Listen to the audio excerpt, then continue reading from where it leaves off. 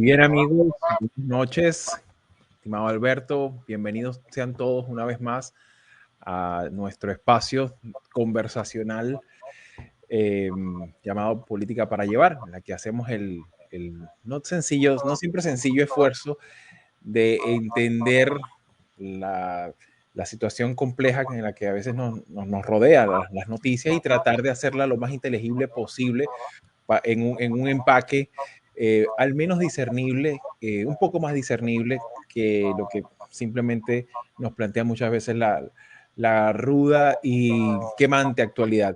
Así que bueno, bienvenido mi estimado, querido amigo Alberto. ¿Qué onda, Javier? ¿Cómo estás? Estamos tristes, ¿no? Por los Claro, ucranianos. así es. Y Sí, pues preocupados, ¿no? preocupados, consternados por pues la noticia con la que ya desde la noche de anoche, ¿no? Empezaron a llegar las noticias de la guerra en Ucrania y bueno, pues sí, consternados y qué desafortunado que nos esté tocando vivir estos momentos, pero bueno, pues más allá de todo eso, muy bien, muy contento de estar un jueves más aquí contigo en Política para Llevar. Recuerden que estamos haciendo esto a través de Facebook Live. Si nos están viendo aquí en vivo, pues déjenos sus preguntas, sus comentarios sobre este tema. Si nos ven en el canal de YouTube de Javier, que también sube ahí algunos clips o los programas completos de lo que hacemos, pues también ahí no dejen de seguirnos, de comentarnos cuáles son sus impresiones, su análisis, porque como dijo Javier hace un momento, pues a veces es difícil, ¿no? Estar como pensando en todas las aristas que tiene un conflicto y pues qué mejor que si lo hacemos entre todos y nos vamos compartiendo información y nos vamos compartiendo opiniones. Y pues, ¿qué te parece si no le damos más vueltas al asunto, Javier? ¿Cómo vistes tú? ¿Cómo viviste? ¿Qué has pensado de este inicio de la guerra en Ucrania?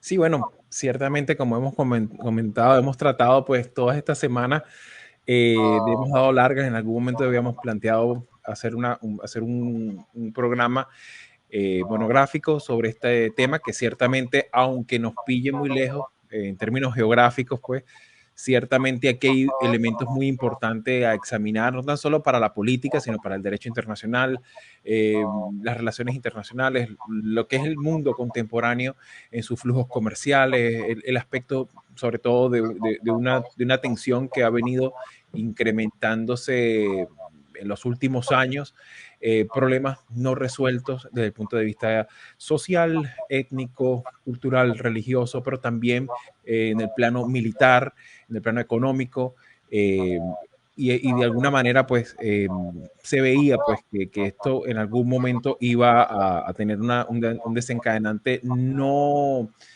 Obviamente había ciertas reticencias a llamarlo directamente como una invasión total,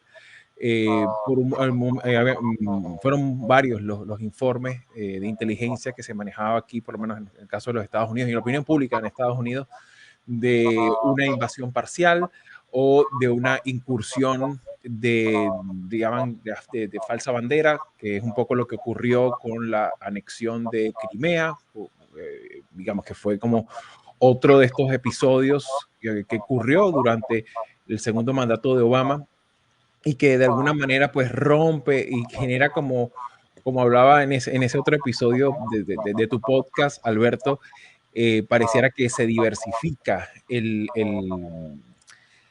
repertorio de formas de acción política que tienen los autoritarismos, ¿no? En este caso, en el caso de Rusia, no, vemos que son prácticas ciertamente con un innegable talante colonial, con un innegable talante imperialista, y que ciertamente transgrede los principios más importantes, los principios fundacionales del derecho internacional público que entendemos en el siglo XXI, pero con nuevos mecanismos de acción.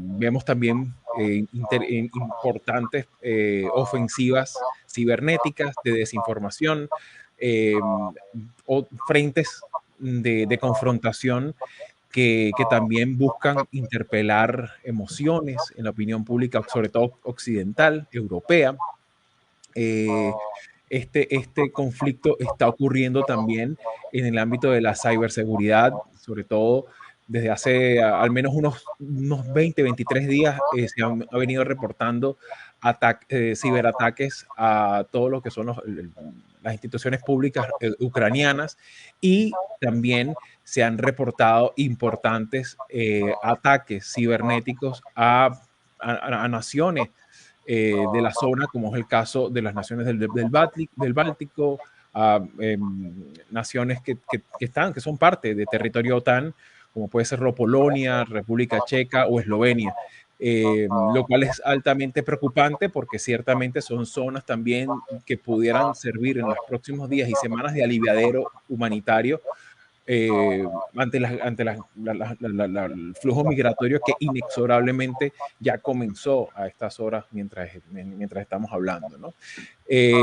Bueno, es algo que en realidad más allá, estamos haciendo también un esfuerzo de contención en lo emocional, porque ninguna guerra en el mundo nos es, a pesar de que el cientista social tiene quizás más herramientas para entender y ponerse en determinados puntos de vista a examinar un conflicto, ponerse desde el punto de vista del choque de intereses y los distintos actores involucrados.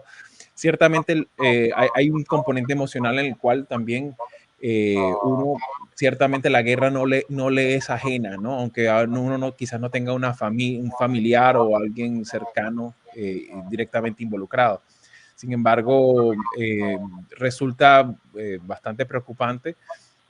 Sobre todo los principales elementos que están sobre la mesa, que están servidos, ¿no? Uno es por una parte, la ferocidad de actuación por parte del ejército ruso, valga decir, uno de los ejércitos con mayor, no tan solo cantidad de efectivos, sino con mucho poder de fuego comprobado, así como también, o sea, no es de gratis que esté en el Consejo de Seguridad como actor, como actor relevante y una de las sillas permanentes del Consejo de Seguridad de Naciones Unidas también por la cantidad de ojivas nucleares en activo que tiene, sino también lo que llama también profundamente la atención es también la incapacidad y la demora, la precaria capacidad de respuesta que ha manifestado hasta los momentos los países occidentales, sobre todo, incluso incluyo en este comentario a la Unión Europea como gran actor, uno de los principales actores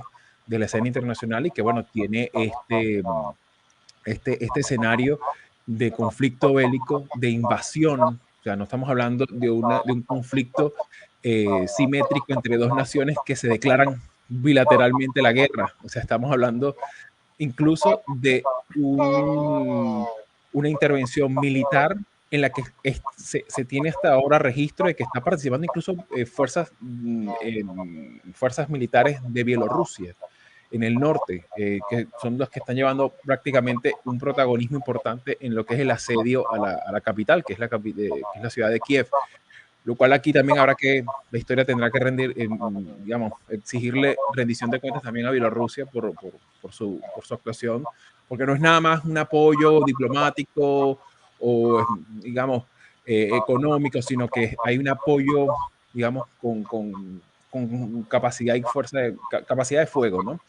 Esto es algo que ciertamente invita pues a la reflexión y bueno, a seguir con atención todos estos acontecimientos tan dramáticos que estamos viendo pues inexorablemente, y a menos que vivas debajo de una roca en un atolón, ¿no? En el Pacífico, de alguna manera pues estamos enterados todos de lo que dramáticamente está ocurriendo, ya no en la frontera oriental de Ucrania, sino en toda su extensa geografía. Hay que tomar en consideración también otro elemento geográfico importante, que Ucrania no es un país pequeño, distinto a lo que uno pudiera pensar sobre países como pueden ser Armenia o las zonas como Osetia o Nagorno-Karabaj. Pues, o sea, si pusiéramos el ranking de los estados más grandes, y si Ucrania fuese un estado de los Estados Unidos, fuese el tercero después de Alaska y Texas, ¿no? Es un poquito más pequeño que Texas, o sea, para que más o menos tengamos una idea.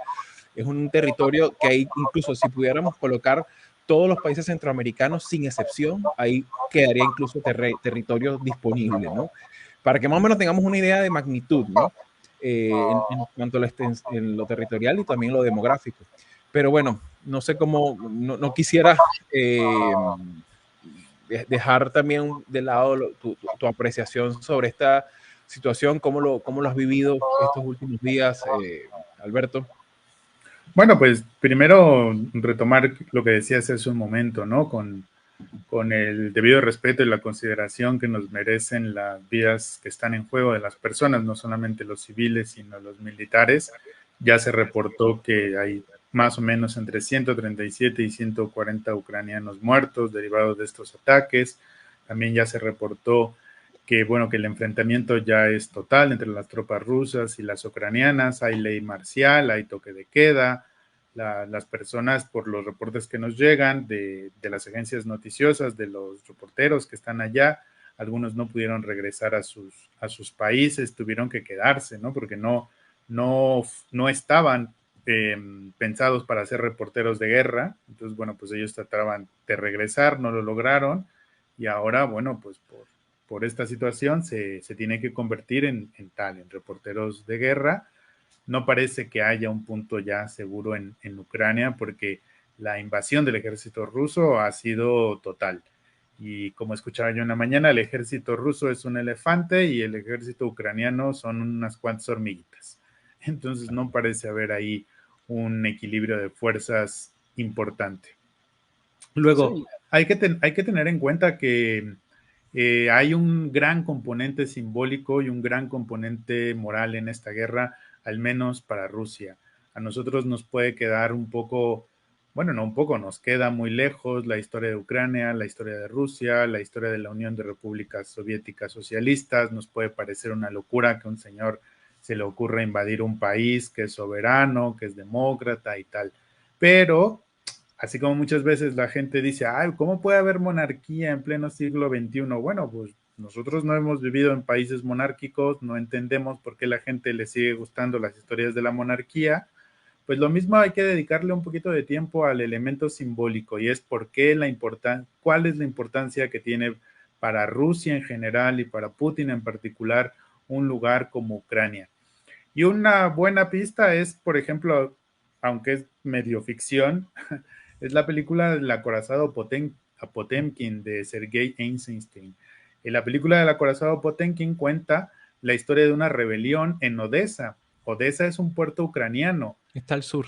Está al sur, ¿no? ¿Y es una rebelión de quién? Pues de rusos. O sea, la historia se centra cuando todavía era la Rusia zarista y el pueblo de Odessa, que pertenecía al imperio ruso, al imperio de los zares, se rebela contra los zares, ¿no? Entonces hay una historia ahí que seguramente le cuentan a todos los niños en Rusia, ¿no?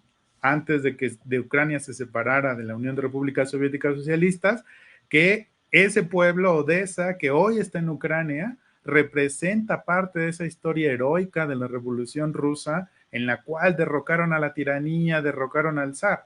Entonces, cuando Ucrania se separa de Rusia, toda esa historia como de valentía y de heroicismo que le pertenecía a la Unión de Repúblicas Soviéticas Socialistas, se queda fuera de esa historia. Ya no la pueden contar como si fuera su historia. Entonces, hay ese componente simbólico que tienen los rusos y que por eso la mayoría de la gente piensa o siente, porque eso lo han revelado las encuestas, que para los rusos esta invasión está bien. O sea, pues nada más están recuperando lo que era de ellos hace que 50, 70 años más o menos, ¿no? Pero que en realidad ese territorio les pertenece. Y ese componente es el que permite que las tropas rusas entren por estas regiones de Donetsk y Luhansk, donde esos estados, esas provincias que son prorrusas, pues son la puerta de entrada para no solamente las tropas, porque ya desde antes se tenía claro que Rusia había estado dando pasaportes rusos a ciudadanos ucranianos, un poco para tender toda esta cuestión, este hilo de la justificación de que ahí hay ciudadanos rusos y están siendo oprimidos por el gobierno ucraniano, entonces tengo que ir a salvarlos, ¿no? Sí, es también un poco el relato. en el 2014 con la anexión de Crimea, ¿no? Que ya hacías referencia tú otra vez, o sea, pues es nuestro territorio, está en manos de los malos. Entonces, hay que tener también ese ojo un poquito atento, crítico, de cómo está siendo narrada este enfrentamiento. Total. ¿Quiénes se están llamando buenos? ¿Quiénes se están llamando malos? ¿Por qué hay estos intercambios tan duros, sobre todo de Putin, ¿no? Su declaración que hizo en la televisión de que y todo aquel que se atreva a decirme que estoy mal pagará las consecuencias, ¿no? Pues es una declaración de un hombre que, pues, bueno, pues más allá de lo que vaya a suceder realmente, pues es una declaración de un hombre que se siente que está del lado correcto del discurso y que siente que sus intenciones son perfectamente válidas, moral y legítimamente, ¿no? Entonces, yo creo que la principal preocupación para el mundo en este momento es cuán expansionista va a ser esta guerra, ¿no? Si a Putin solo le interesa Ucrania o si va a ir hacia otros territorios que, como decías ahorita, pues no parecen interesarle, pero pues que están ahí a la mano. Sí, precisamente me parece un buen punto de arranque, pues empezar a examinar un poco este aspecto histórico, ¿no? Porque ciertamente muchos pudieran pensar que, bueno, Ucrania nació con los albores o el desplome de la Unión Soviética y no es así. Hay un antepasado, como bien comentas, pues, del siglo XX, pero hay mucho, si ampliamos un poco el zoom de la historia de Ucrania, incluso yendo hasta los orígenes de la civilización, eh, hay como tres grandes épocas, ¿no? La época fundacional en la que de alguna manera habría que Kiev o digamos, todos estos primeros asentamientos de lo que hoy se conocería como Ucrania, tuvieron un esplendor importante desde tiempos, digamos, desde el siglo 8 o 9 después de Cristo. Digamos, su vinculación y sus lazos con lo que es Rusia y con lo que es Moscú en líneas generales es un proceso contingente de siglos, no es un proceso que ni siquiera lleva un momento determinado, ¿no? Y precisamente son lazos culturales, religiosos, lingüísticos, de larga data, pero que también de alguna manera, a pesar de la simbiosis y a pesar de esos vínculos y de esos lazos, siempre ha habido en distintos momentos de la historia una identidad propia de Ucrania, un idioma que no es poca cosa, que haya sobrevivido. Obviamente bebe mucho del ruso, del cirílico, pero ciertamente ha mantenido a lo largo de los siglos una identidad y una proximidad. Cabe destacar cosas importantes, por ejemplo, incluso en términos urbanísticos. Kiev no tan solo que es más longeva que Moscú, sino que en buena medida sirvió de inspiración a muchas zonas de urbanización y de crecimiento urbanizacional de la propia Moscú. ¿Okay? Es importante tomar en consideración también que hay temperamentos, hay formas, el sentido empresarial, llamándolo desde el punto de vista incluso de trabajar la tierra, está más asociado al ucraniano que al citadino de Moscú. En la misma cosmovisión del ruso promedio, la imagen que se tiene de Ucrania es del trabajador, el prototipo de la familia empresarial, de la familia trabajadora, campesina, es la ucraniana. Y ese es un poco el modelo que la expansión soviética buscaba divulgar a los distintos confines de ese vasto territorio, como que lo que fue en su momento la Unión Soviética. De modo que aquí, como bien dices, hay elementos de simbiosis, de mucha interrelación entre lo que es la Gran Rusia, pero también de lo que, siendo ya parte de la Unión Soviética, eran ellos considerados como la pequeña Rusia.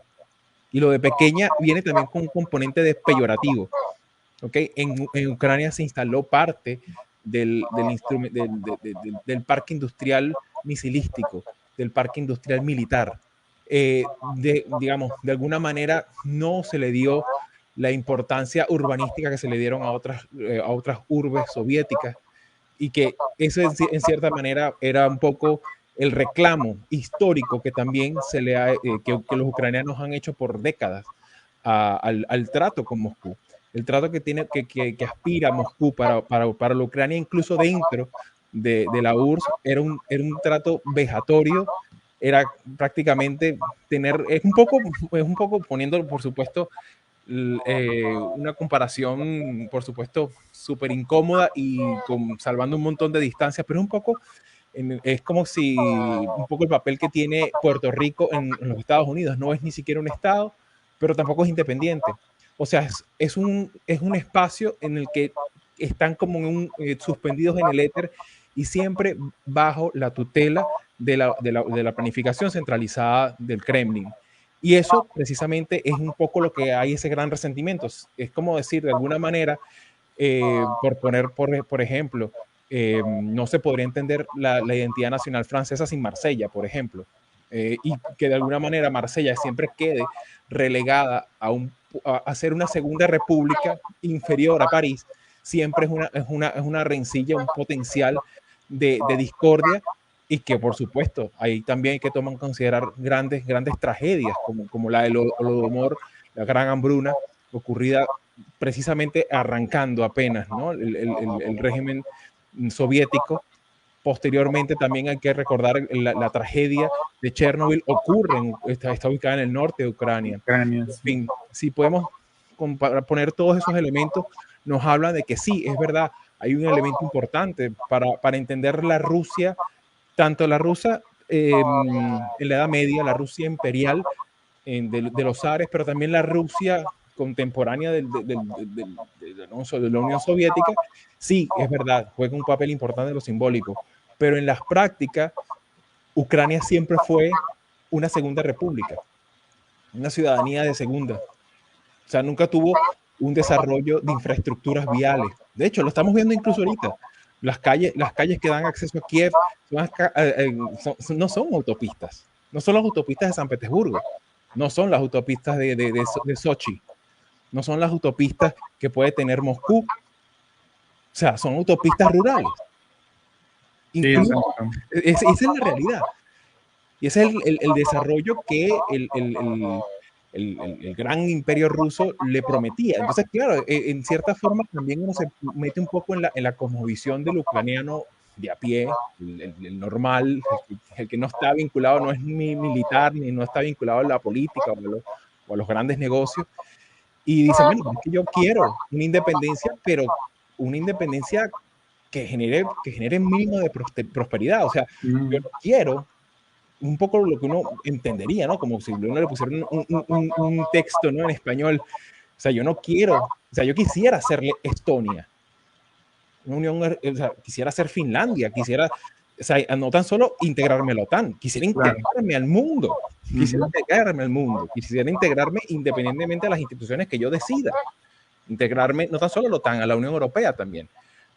No, Sí, ahí, lo que no quiero es ser Georgia, claro. no quiero ser Kirguistán. O sea, no quiero que pongan aquí otra república dictatorial militar de cuño soviético como es Bielorrusia. Y en ese Ya. sentido, ahí es donde está esa tensión tan Ujú. fuerte también en el plano, no ya político, no de las grandes élites, sino ya a nivel popular, ¿no? Que es un poco lo que uno de alguna manera va recogiendo, y por eso es que es tan importante tocar ese tema desde el punto de vista también de lo simbólico y y de la parte, digamos, de la historia reciente. Sí, ahí el problema que tiene Ucrania, pues es que voltea a su lado y no hay nada de lo que acabas de decir. O sea, no hay democracias, no hay prosperidad, no hay libertades, ¿no? Tiene a Bielorrusia arriba, con Lukashenko, que por supuesto apoya a Rusia en esto, tiene al lado a sus repúblicas hermanas, ¿no? Que también pues no son ningún modelo de nada.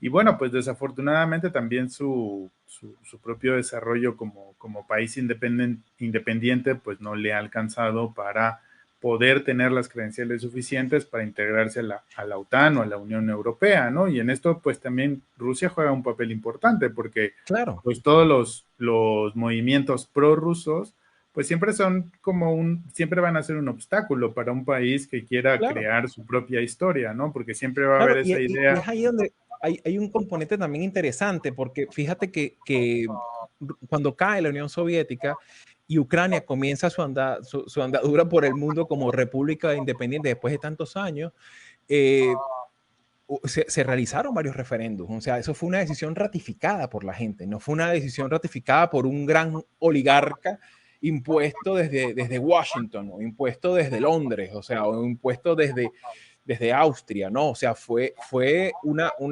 decisión ratificada reiteradas ocasiones durante los 90.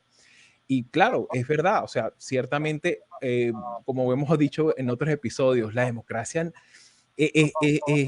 muchas veces tiene sus problemas, sus debilidades, sus incongruencias, sus antinomias. Muchas veces es lenta, muchas veces no es tan verdad que inmediatamente traen desarrollo económico.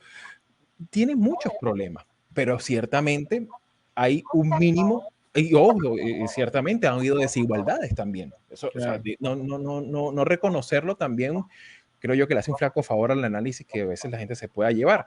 Sí, Pero ciertamente es preferible tener un, un, un, un, un esquema, un sistema político con sus deficiencias, quizás con una élite, digamos, que no sea prístina, ¿no? O sea, no sea un ejemplo de transparencia, porque también bastante corrupción se ha registrado en los últimos años por la élite política ucraniana, pero sí, ciertamente había cierto desarrollo.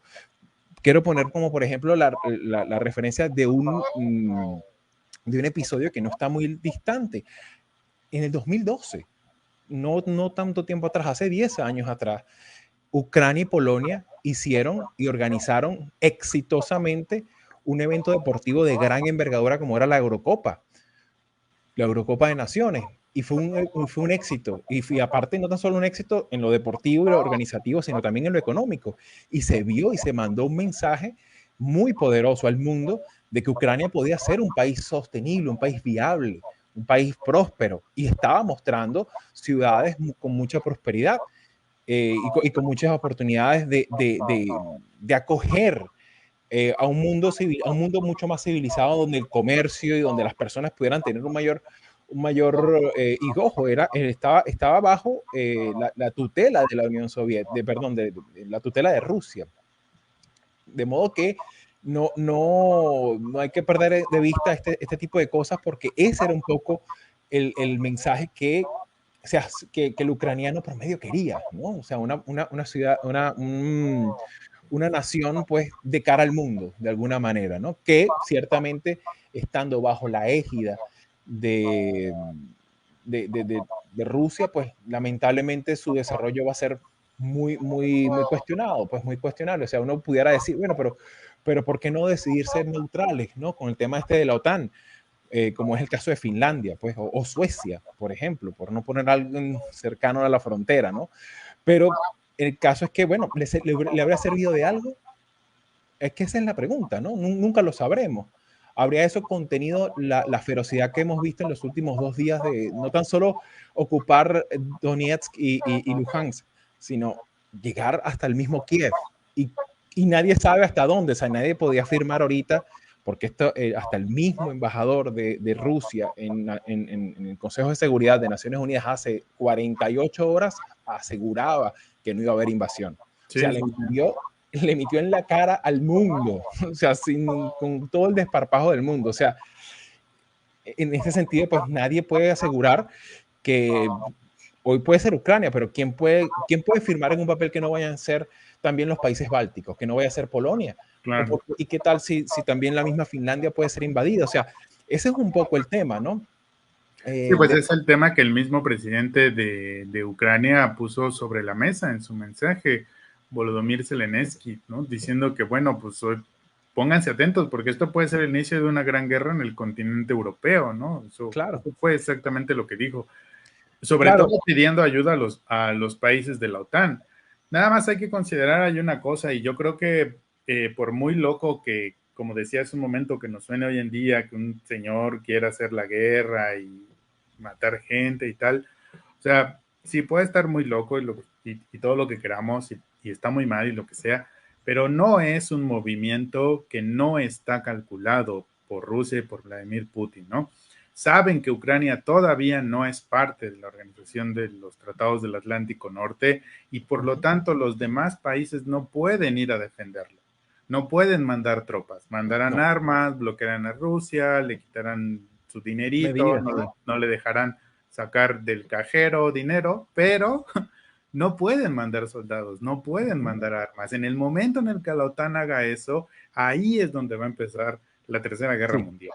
Entonces, es mal momento para hacer Ucrania, porque de sí. verdad, Ucrania está totalmente indefensa frente a Rusia. No, no puede ser es un país que si los demás países van a defenderlo, le dan pretexto a Moscú para atacar a otros países. Y entonces sí, llamar a Bielorrusia, llamarán, parece que tú me vas a perdonar, a Venezuela, a Nicaragua, a Cuba, y ya se armó la de Dios Padre, porque, o sea, Claro. no, por muy, uh, por muy condenable que nos parezca lo que está haciendo Rusia, está muy bien calculado. Está Ujú. bien calculado. Sí, Saben, no se ve que hay nada improvisado, no, sí, no, sí. no, Sí, no, no, y aparte que también hay algo que es importante, bueno, y aquí aprovechamos también de saludar a Norma, a Gloria, habituales del programa, un gustazo estar con ustedes esta noche, así que bueno, también cualquier pregunta que tengan o intervención o forma de pensar sobre esta situación que nos toca a todos, pues bienvenidas, ¿no? Que estaba por comentarte precisamente sobre esto, hay que también examinar un aspecto importantísimo, que es que en estas circunstancias que tú comentas, ¿no? Uno dice, bueno, poniéndose del lado también de Rusia, ¿no? Vámonos del otro lado, ¿no? Y pensar un poco, bueno, ¿qué gana? ¿Qué gana realmente Rusia? No tan solo con esta intervención, sino qué mensaje quiere mandar al mundo, ¿no? Ciertamente hay que tomar en consideración que es difícil, obviamente, decidir y mojarse, ¿no? Y tomar predicciones sobre lo que pudiera estar ocurriendo en los próximos días o semanas, pero sí cabría pensar que un ejército de ocupación, un ejército de ocupación por un corto o mediano plazo es una ingente cantidad de recursos, ¿no? sí, No tan solo en el ámbito diplomático y político. De hecho, estamos viendo incluso imágenes muy esporádicas de protestas en San Petersburgo y en otras ciudades importantes de Rusia, antiguerra, por cierto. Pero más allá de esto, hay un desgaste en lo económico muy importante, sobre todo si tomamos en consideración que Rusia, por ejemplo, si Europa representa 2/3 de su exportación de crudo, de gas licuado y también de hidrocarburos en general. De perder el mercado, perder ese acceso al mercado europeo, habrán países que estarían dispuestos a comprarle, pero ¿cómo va a ser esa logística para entregarle despachos a Nicaragua? ¿Pagará a Nicaragua? ¿Pagará Cuba? ¿Pagará Venezuela? pero China apenas consume 1/3 de su oferta, pero no estaría, o sea, podría incrementar la cuota, pero eventualmente no va a ser, de hecho, la planificación logística prevista para incrementar los gasoductos hasta buena parte de Asia y sobre todo del mercado chino, no estarían listos sino hasta el 2027, 2028. Entonces, esto ahí es donde uno dice, bueno, ¿tendrían músculo suficiente para aguantar 1 año, 2 años de un ejército de ocupación total de un territorio tan extenso como Ucrania? Yo lo pondría en duda. Yo no creo que vayan a permanecer eh, por mucho tiempo en la totalidad del territorio. Claro, obviamente, no lo sabemos, ¿no? sí, no, pues Pero no. es difícil, sobre todo porque la situación en términos geopolíticos también en materia económica, pues no la tiene tan consigo. Hay que No, no, considerar que no. Rusia tiene un poderío importante militar, pero desde el punto de vista económico y desde el punto de vista de influencia política lo está minando cada vez Ujú. más, y sobre todo con estos acontecimientos, pues lamentablemente se están reduciendo mucho sus posibilidades también de subsistir en términos de darle continuidad a esta invasión. Sí, por eso yo creo que en todo caso y nuevamente con la consideración y el respeto que nos merecen las vidas que están en juego, pero yo creo que en todo caso la mejor forma de leer este evento es desde la perspectiva de su simbolismo. Rusia sabe que en este momento, cuando piensas en potencias mundiales, probablemente Rusia no es ni la primera, ni la segunda, ni la tercera opción que te viene a la cabeza.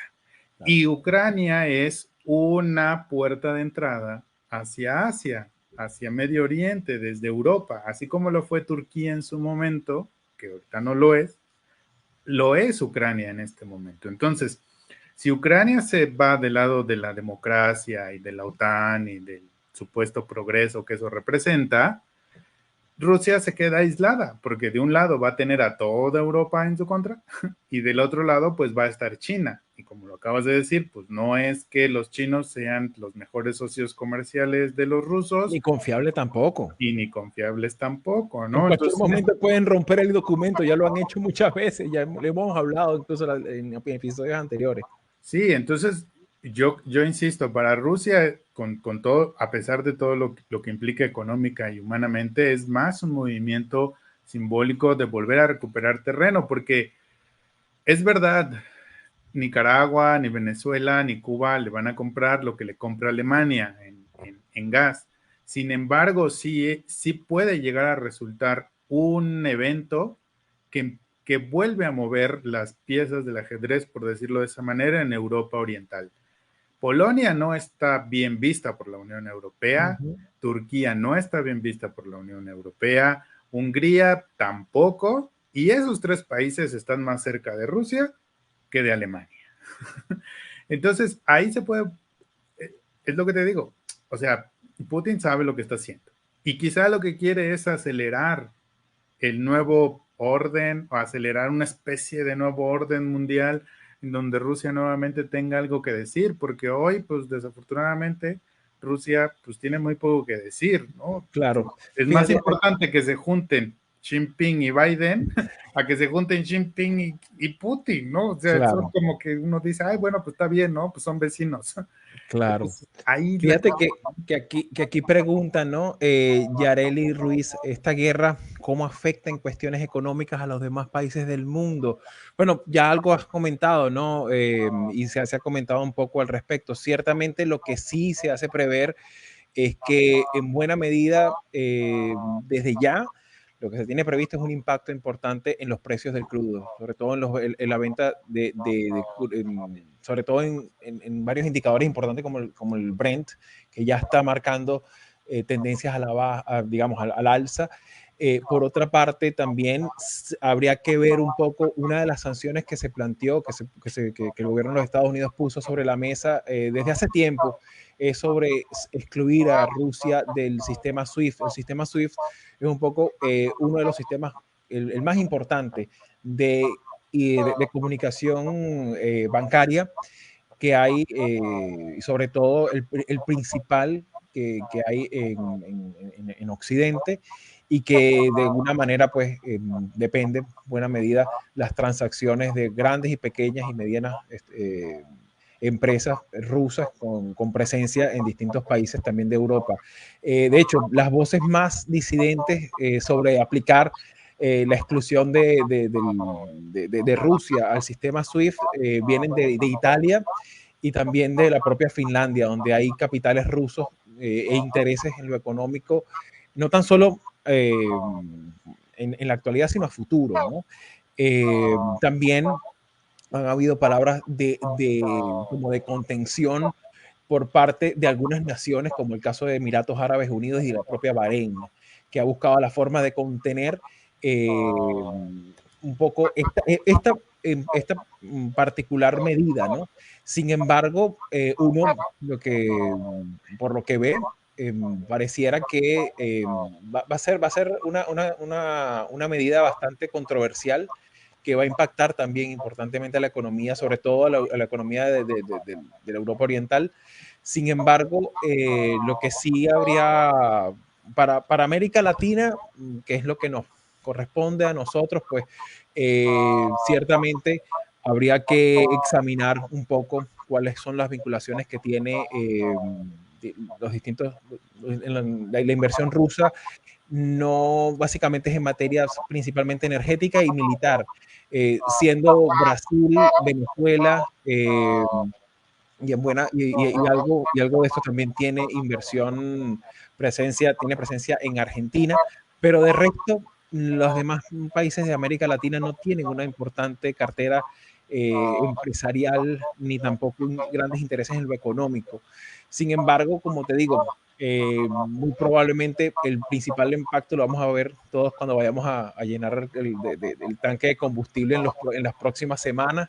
Y eventualmente, sobre todo en las naciones de la Europa, la Europa Central, incluso la misma Alemania tiene una enorme dependencia que tiene ya 14 años tratando de diversificar con otras fuentes de, digamos, de surtido de gas, sobre todo para todo lo que tiene que ver con la calefacción, principalmente, ¿no? Y todo el parque industrial alemán, que es el más importante y el más próspero de toda Europa, ciertamente esa dependencia no se ha cortado, ¿no? Pero lo que sí está claro es que también, por lo menos, ese gasoducto, el Nord Stream, que era una obra pues, que se tenía previsto, que fuese de mucho provecho, no tan solo para Alemania, sino también para la Europa del Este, en términos también de comercio de hidrocarburos, pues va a estar, muy seguramente va a ser suspendida, ¿no? Es un poco también lo dejó entrever el nuevo canciller Scholz.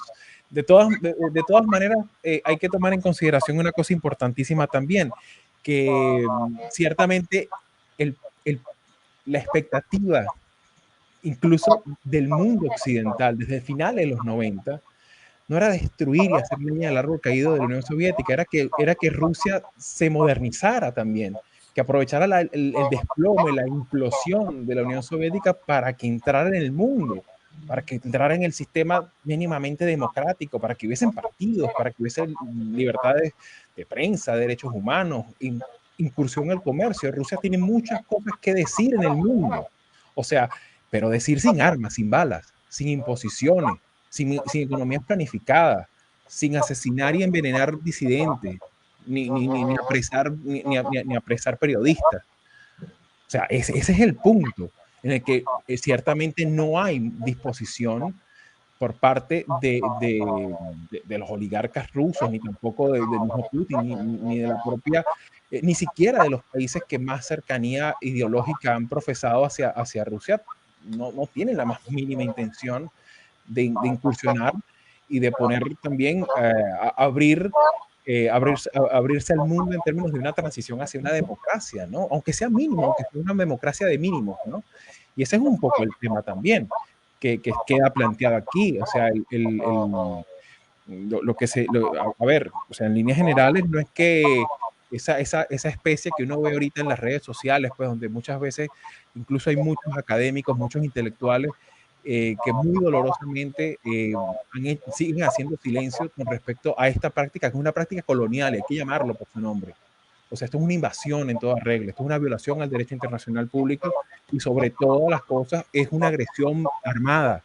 O sea, no es un diferendo, hay cientos de diferendos limítrofes alrededor del planeta. Incluso en nuestra América Latina tenemos diferendos territoriales, pero siempre ha privado la diplomacia, siempre ha privado el buscar la forma, mecanismos políticos, comerciales, diplomáticos de todo orden, incluso hasta las sanciones. Pareciera incluso una mejor herramienta tener que desplegar tropas. De modo que aquí no hay espacios digamos, maquillar una agresión unilateral, digamos, directamente militar. Aquí el agresor es Rusia. O sea, no hay cómo maquillarlo.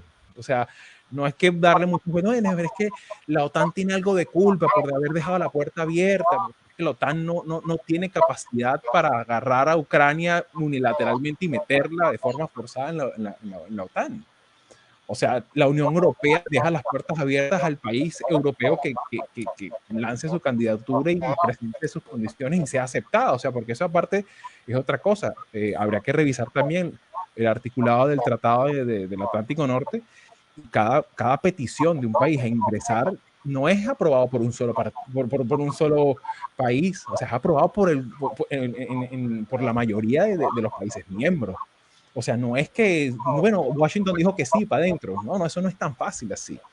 Y bueno, de hecho, hay muchos casos, como incluso la incorporación fallida muchas veces de los países bálticos a principios de los 90, que intentaron varias veces sin éxito.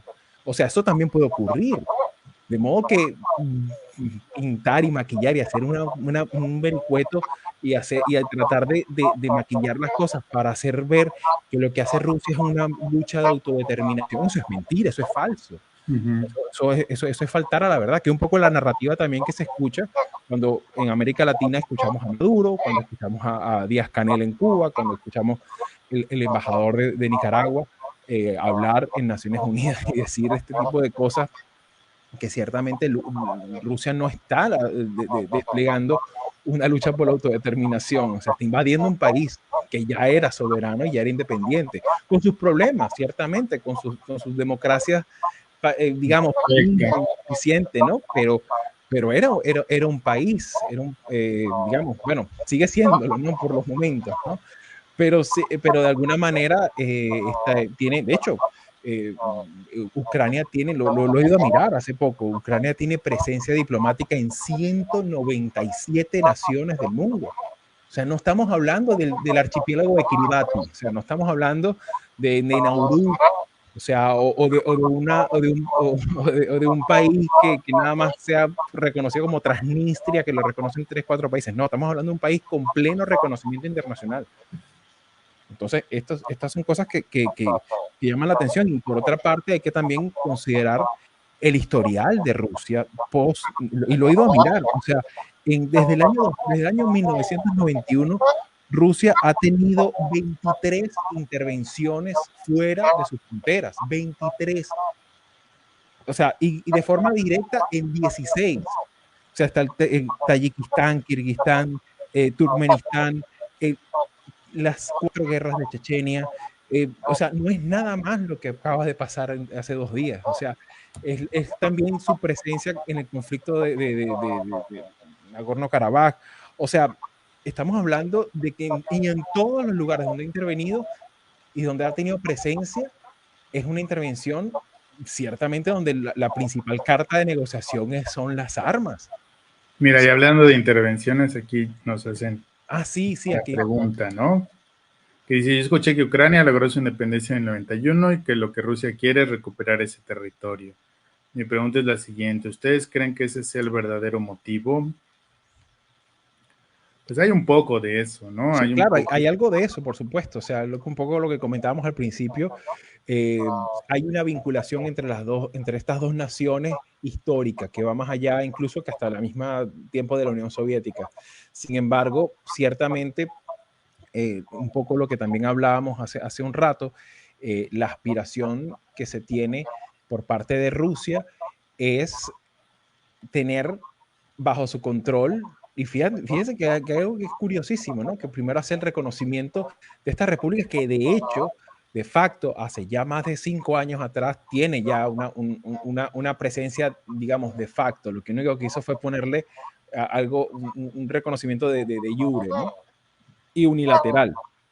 Solamente Rusia es hasta ahora el único país que ha reconocido a estas dos pequeñas microrepúblicas. Sin embargo, lo que sí está claro es que lo que sí buscaría es mandar un mensaje al resto de países que intenten estar o que intenten buscar algún tipo de proximidad al bloque continental de la OTAN. Ese es un poco, eso por una parte, es uno de los elementos, ¿no?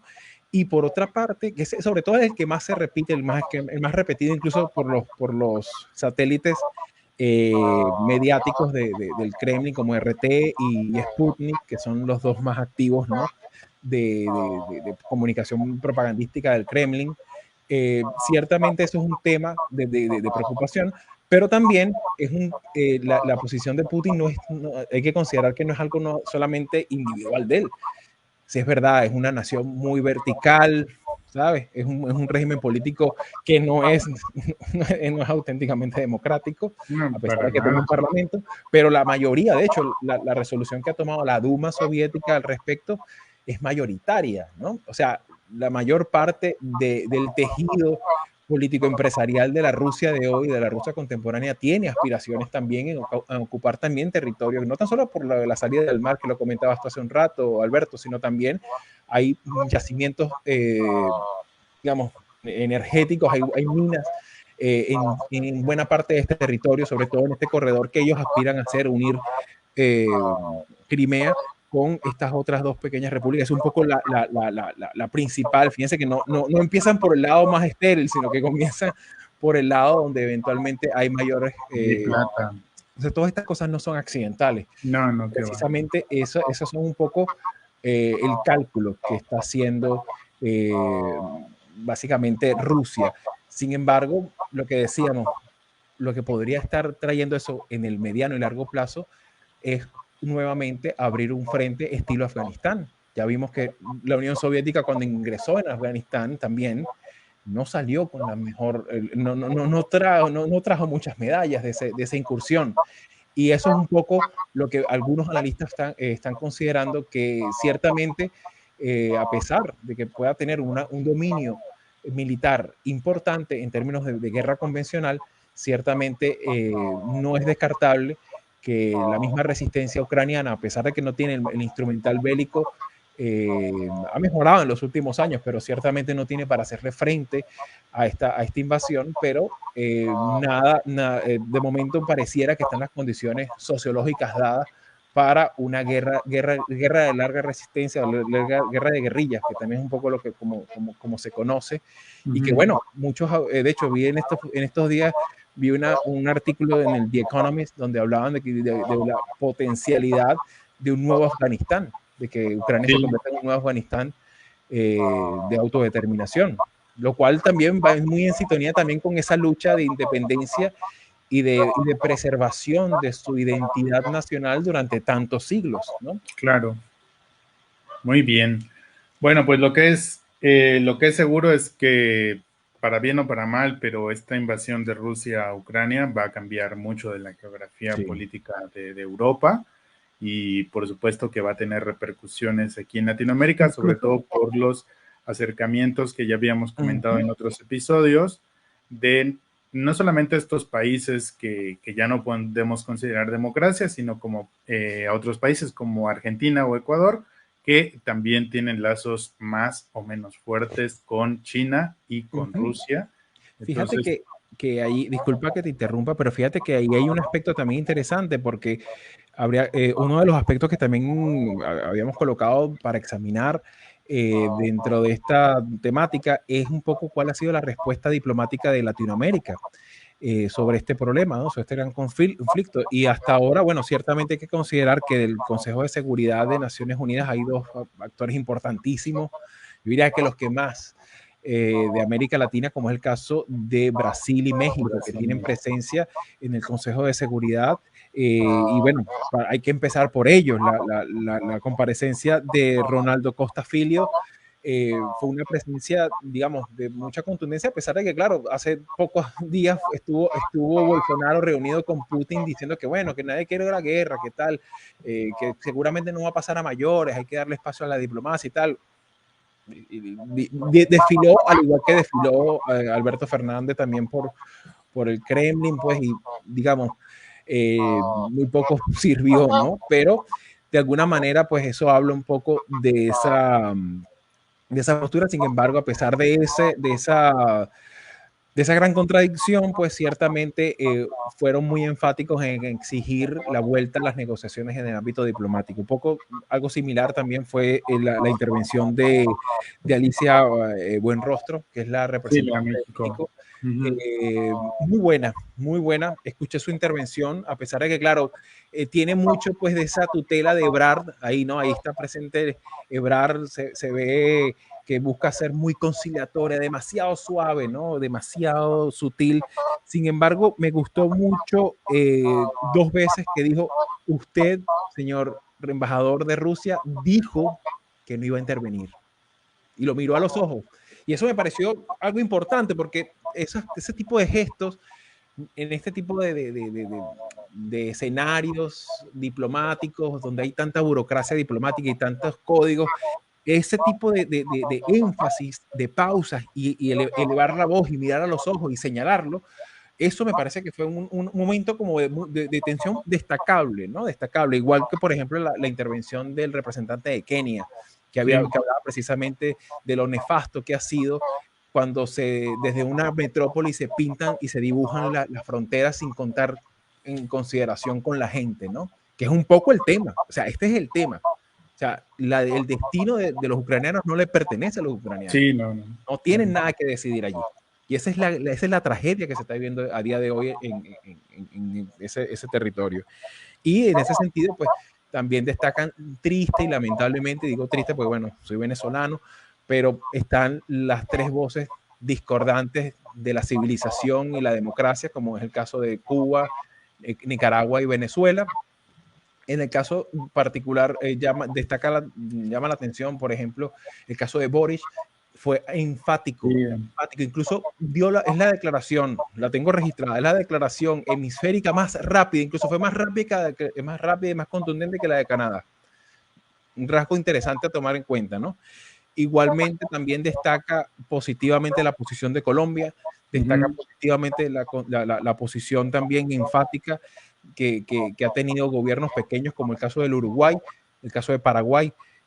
También llama mucho la atención, por ejemplo, que recién ayer, en horas de la tarde, fue una imagen muy de la Guerra Fría, al mismo tiempo que empezaba el despliegue militar en Ucrania, la nueva ministra, la nueva presidenta Xiomara Castro y su flamante nuevo ministro de la Defensa, José Zelaya, estaban reunidos con el más alto representante militar del Comando Sur, ¿no? O sea, ya tomaron postura directamente que van a estar, digamos, con quién se va a graficar cada quien, ¿no? Y en ese preciso momento, el día de ayer también, estuvo reunido nada más y nada menos que el máximo representante de la diplomacia, el máximo representante parlamentario ruso, estaba presente no en China, no estaba en Irán, no estaba en Corea del Norte, estaba en La Habana con Díaz-Canel, lo cual también te habla pues un poco de cómo esa fricción que existen entre las izquierdas en América Latina se puede seguir abriendo esa brecha, ¿no? Que lo hablábamos en el episodio anterior.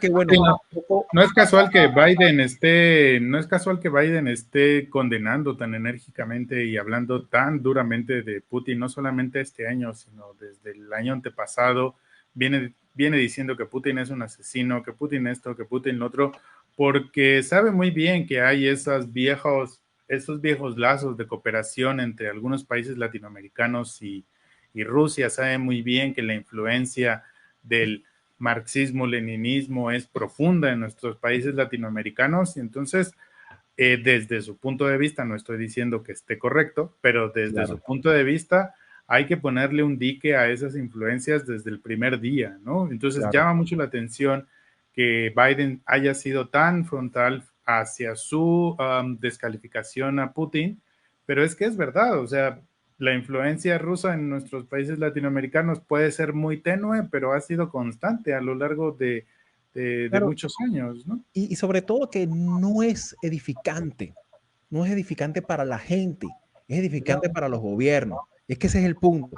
Ese es el punto importante que quisiera yo destacar, que ok, está bien que América Latina diversifique sus vínculos diplomáticos, comerciales, incluso que expanda sus mercados, eso me parece positivo, pero lo que hay que entender que el hecho de acercarse a Rusia no es por nada a cambio, no es nada más por un voto o una mano levantada en el Consejo de Seguridad de Naciones Unidas o en la Asamblea General. Esto va más allá de eso y las implicaciones son negativas porque en la presencia, por ejemplo, rusa en África no es una presencia edificante, no van a construir escuelas, no van a construir hospitales, ni diques de agua, ni aeropuertos, ni autopistas, no. Van a entrenar a los cuerpos de seguridad militares del Estado para venderles sus armas. O sea, ese es el tema. O sea, no estamos hablando más allá del aspecto meramente ideológico, estamos hablando de en la práctica, los hechos, en qué se resume esa vinculación, esa cercanía. Y ese es un poco el problema que enfrenta Nicaragua, que esto termina confluyendo en ir minando las mismas bases sociales de la democracia y más bien generando más confianza en las armas que en los votos. Y es que ese es el punto. O sea, porque da igual si gana un gobierno de tal o cual político. El tema es que eso sea lo que decida la gente. Y las armas no deciden, o sea, y las armas están decidiendo por la gente, que es lo que vemos en Nicaragua, Venezuela y Cuba. Entonces, claro, ese es el punto, digamos que digamos, hace esto un poco, le da como otro nivel a la discusión que veíamos en su momento en la época de la Guerra Fría, bueno, quiénes son los malos y los buenos, ¿no? O sea, va más allá de eso, o sea, es un tema de que, bueno, ¿quién tiene la posibilidad realmente en la práctica de poder decidir? Está decidiendo los ucranianos en este caso, ¿no? Eso es lo que hay que preguntarse de fondo, ¿no? Sí, sin duda el recuerdo y el lenguaje de la Guerra Fría nos viene a la mente en momentos como este y es una herramienta más o menos. Revela también nuestra edad, ¿no? Sí, exacto. Pero la verdad es que estamos asistiendo a un fenómeno que es completamente diferente al de la Guerra Fría. En los años 50, 60, China no pintaba para nada. En el mundo, ¿no? Alemania apenas venía recuperándose de la guerra.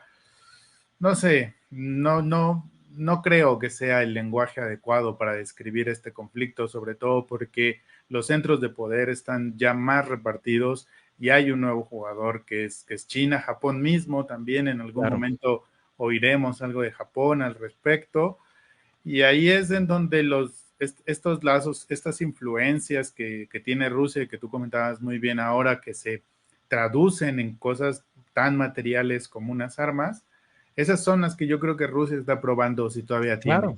Y para mí esta invasión a Ucrania tiene ese doble componente. Por un lado, el del mensaje nacional de ese era mi territorio y lo voy a recuperar. Y por otro lado, el mensaje de, bueno, ¿y quiénes están conmigo? ¿No? De una vez díganme quiénes están conmigo para yo saber a cuántos les tengo que echar unas cuantas bombas. Qué feo pensarlo así, pero es la lógica, ¿no? Sí. Lamentablemente es una lógica muy primitiva, pues, y que precisamente echa por tierra siglos de avances civilizatorios, siglos de avance en materia del derecho internacional, de las relaciones internacionales y de la propia historia, ¿no? De nuestros países. Ciertamente Rusia y Ucrania son naciones hermanas, como podemos ser tú y yo, hermanos, como mexicanos y colombianos, o como puede ser los guatemaltecos con los mexicanos, ¿no? O sea, somos parte de un mismo ADN cultural en muchas cosas, ¿no? Pero de vuelta, el tema es que se le dé la oportunidad a la gente de elegir, ¿no? Que eso es un poco, digamos, ciertamente esta es una conversación que estamos dando en Occidente con la mentalidad de Occidente. Claro. Difícilmente esto sea el tenor de la conversación en un noticiario en Turkmenistán, pero ciertamente creo yo que es algo importante a tomar en cuenta y bueno, y ya como un poco para cerrar, un poco ver, bueno, cuál podría ser la respuesta, ¿no? Que pueda tener. Ya habíamos hablado de eventualmente las sanciones, ¿no? Un nuevo esquema de sancionatorio en el que se está incorporando Canadá, Australia, se está incorporando también nuevas sanciones de la Unión Europea, incluso he escuchado extraoficialmente la incorporación de sanciones de Arabia Saudita, donde hay una importante cartera de inversiones rusas. Todo, por supuesto, está por confirmarse. Sin embargo, muchos podríamos pensar, bueno, será suficiente, ¿no? Con eso. Mucha gente dirá, bueno, ¿qué otra cosa pudiera hacer Occidente, ¿no? Es difícil, ¿no? Realmente es muy difícil.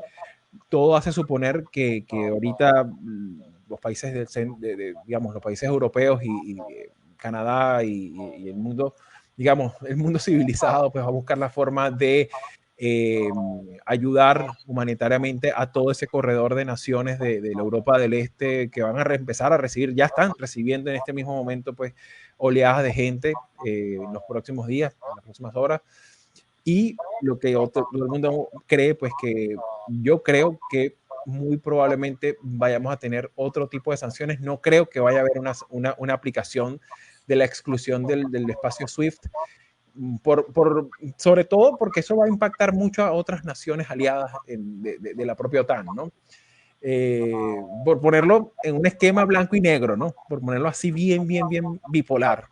Y por otra parte, pues yo lo que sí creo es que va a haber la forma en la que la OTAN va a intervenir, no en Ucrania, obviamente, pero sí en el escenario confrontacional, es mandando mayor cantidad, un contingente mayor al que ya ha enviado en las últimas semanas, sobre todo a las zonas más orientales de la alianza.